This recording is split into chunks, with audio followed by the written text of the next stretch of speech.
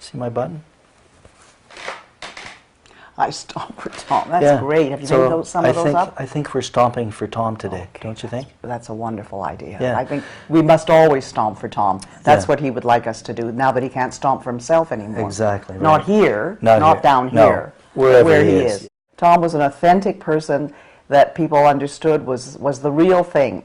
And Canadians really like the real thing. He wanted to put into words and into music something that we all felt. And I think that's the authentic performer poet. And that's what he was. He was a poet. He was a great writer. I had a producer once tell me, one of our producers once, we were doing a rehearsal, playing one of his songs, and he came in and he said, you know, there's a little bit of Robert Service in this song. And I was thinking of the Martin Hartwell song that you performed. Very much so. Lost up in no man's land in the Northwest Territories. They were lost up in no man's land. The Martin Hartwell story. The Martin Hartwell story. He loved all the things that he wrote about and sang about, and that's what we recognize when we hear those songs. We know that they're real. We know they're the real thing. I think that people miss Tom, and that's why they'll line up for any show, and they'll come if they feel they'll actually touch him again. And I think there is a reverence and a kind of sacredness to the great performers. They were lost up in no man's land. The Martin Hartwell story. The Martin Hartwell story. The Martin Hartwell story.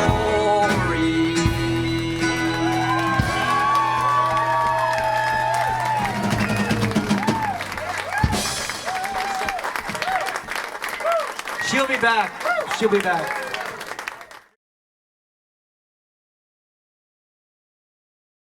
So that 90 tour, after being off the road for 13 years, the country was wired. Do you remember?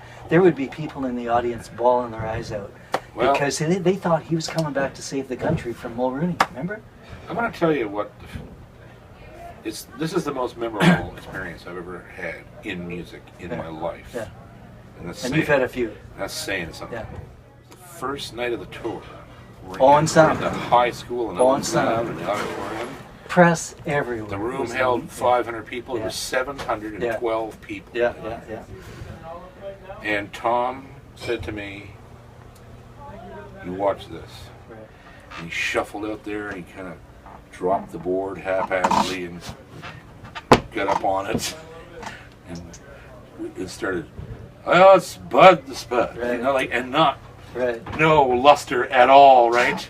And he sang the first chorus, the first verse, and then Mickey did the pedal steel break, and he did the next verse, and then when he hit the second Bud the Spud, that leg came up so far, and he hit that board. I'll never forget.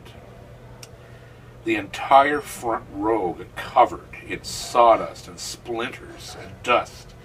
It was just this cloud of crap when he hit that board. It was so loud that, and as soon as he did that, then he drove it, right? Well, the entire audience just exploded to their feet and rushed the stage. And the stories of this country came to life beneath your hand. And you built this house of plywood with a boot heel and a pen, a line of ink that stretches across the country and back again. Through the sawdust and the spotlight, your words still linger on.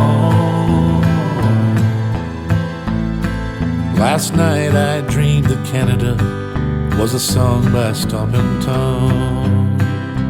So February 9th, 2016, J.P. Cormier is our special guest. There will be many other special guests, Adrienne Clarkson included. She and I are producing the show. Whiskey Jack will be the feature band. And if you want to find out more about it, whiskeyjackmusic.com, whiskey with an E, whiskeyjackmusic.com. J.P. Cormier, man, thank you very much. I look forward to tonight's show. Big fan of yours, too. Thank you very much. Let's do some picking later on in the next few days. I think we should. Good. Thanks so much.